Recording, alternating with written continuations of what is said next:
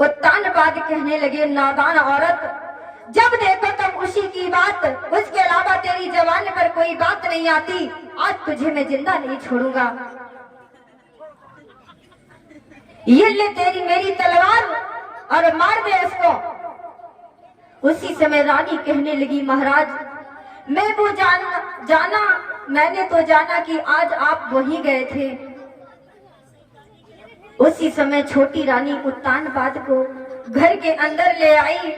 उसी समय भगवान की कृपा से छोटी रानी ने भी गर्भ धारण किया है। धीरे धीरे समय व्यतीत हुआ।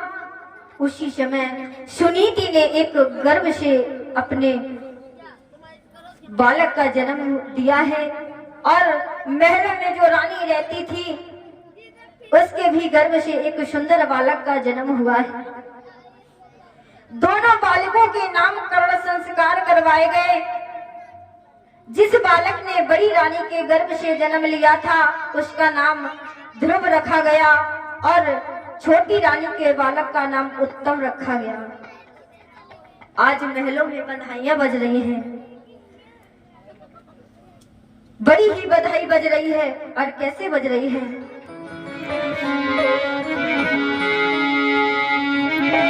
आज सभी दरबारी के लोग बड़े ही खुश हैं और बधाई गा रही हैं सहेलियां। और छाई अंजबो बहार और बाई अंगना में के छाई बहार, बाई अंगना में।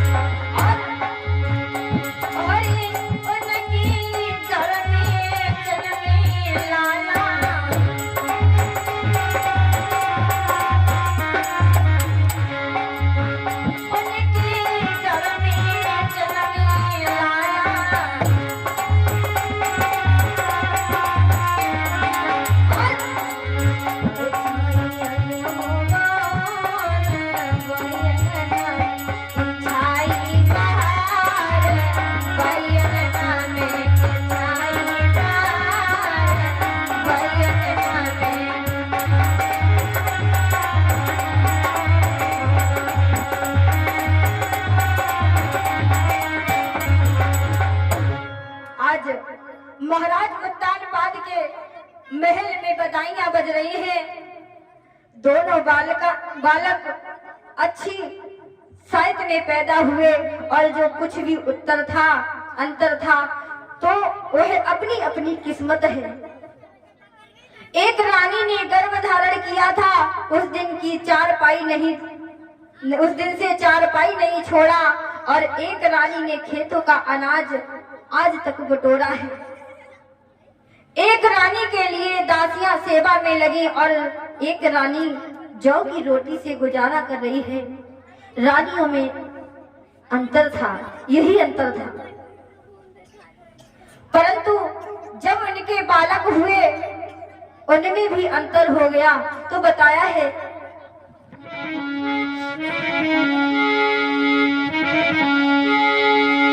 कि एक राजकुमार कहा करके पलने में पाला जाता है और एक दुखिया पूत कहा करके पत्तों पर डाला जाता है।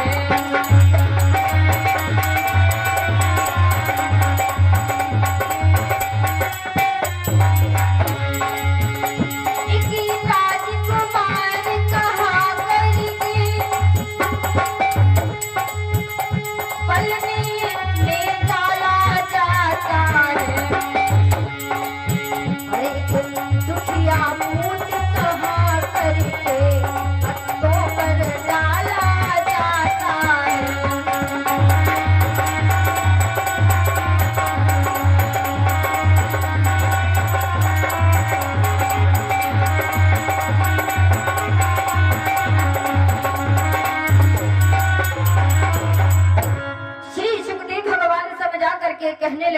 राजन परीक्षित, दोनों रानियों में अंतर था ही, लेकिन उन बालकों में भी अंतर हो गया। एक बालक राजकुमार कहा जाता है और दूसरा बालक जिसको दासी का पुत्र कहते हैं। आज राजा बहुत प्रसन्न है और दोनों बालकों को बराबर प्यार करने लगे। धीरे धीरे ध्रुव और उत्तम बड़े हो गए और दोनों में बहुत प्यार था। एक दिन ध्रुव उत्तम के साथ खेलते खेलते अपने पिताजी के दरबार में पहुंच गए। तो उसी समय राजा ने देखा कि आज हमारा बेटा ध्रुव दरबार में पहली बार आया है, आज ध्रुव को गोद में बिठाएंगे। उत्तम तो रोज बैठता है। उसी समय राजा उत्तानपाद ने ध्रुव को गोद में बिठा लिया। तो उसी समय रानी ने देखा तो क्या हुआ कि बेटा उत्तम का सूरज और सह न सकी अपमान, पटक दिया ध्रुव को झटकी, बोली त्यूरी तान।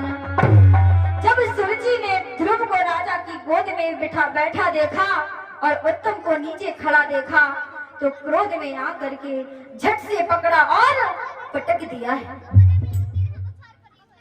और गाल पर खींच के तमाचा मारा और कहने लगी, कमीन, तेरी इतनी बड़ी किस्मत जो राजा की गोद में बैठ गया।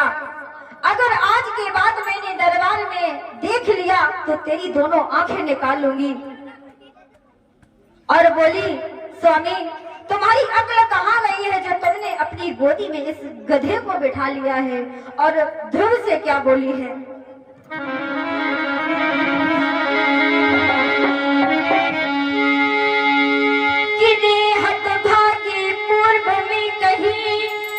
यदि थोड़ा भजन किया होता तो उत्तम के बदले तूने मेरी कोख से जन्म लिया होता।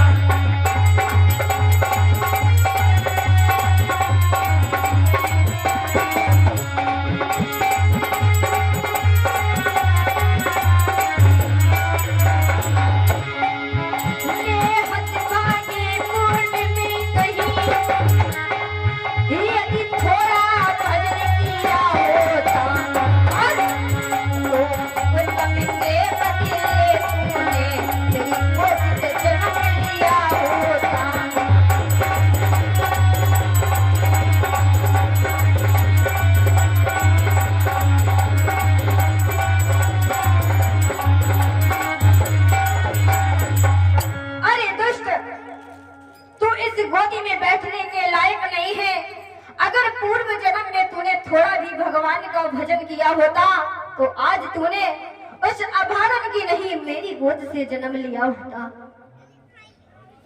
उसी समय इस कड़वे बोल को सुन करके जब सहन नहीं कर पाए और बोले, माँ, हम तेरे दरवाजे पर कभी नहीं आएंगे, कभी नहीं आएंगे। और रो करके ध्रुव अपने घर वापस आए हैं। उसी समय रानी ने ध्रुव को रोते हुए देखा, भाग करके ध्रुव को गोद में उठा लिया और रो करके कहने लगी है, बेटा, तुम्हें किसने मारा है और क्या बोली है कि रो करके सुनी थी बोली और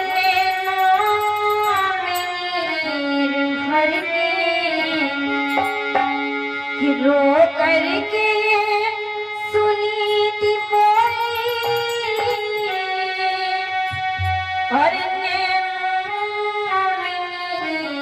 भर के और किसने मारा मेरे लाला और दिल में पत्थर को रख के, किसने मारा मेरे लाला दिल में पत्थर को रख के।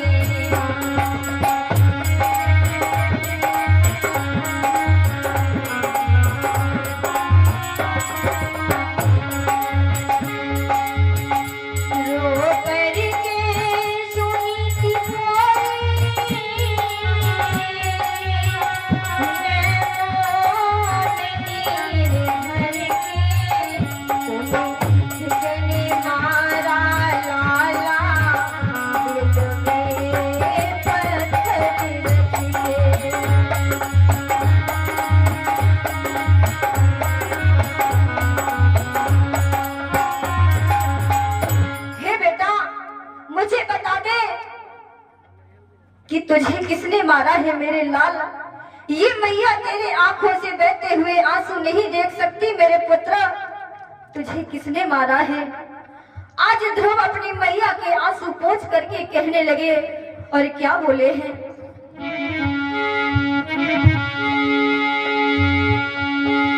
कि बोला माता में और बंधु और राजा के साथ खेलते थे।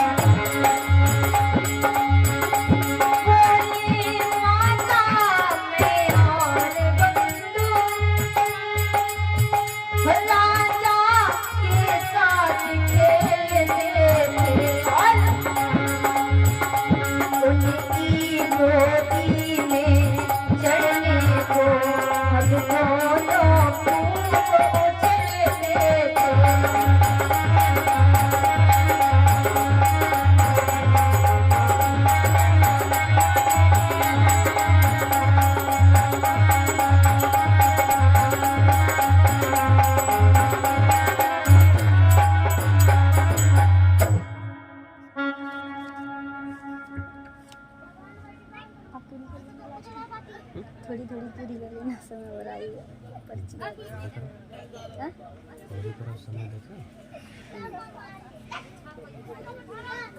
आज ध्रुव अपनी मैया से कहने लगे हैं, हम और मेरा भाई उत्तम पिता के दरबार में खेल रहे थे, तब मेरे पिताजी ने मुझे अपनी गोद में बिठाया था। तभी मेरी मौसी ने हाथ पकड़ करके मुझे जमीन पर पटक दिया है और मेरे गाल पर खींच करके तमाचा मार दिया और कहा, अगर आज के बाद तू दरबार में दिख गया तो मैं तेरी दोनों आंखें निकाल लूंगी। अब मैं यहीं पर अपनी वाणी को विराम देती हूँ। जहाँ ये कथा विराम हुई है इसे मैं कल पूरा करूंगी, क्योंकि समय बहुत हो रहा है, समय का अभाव है।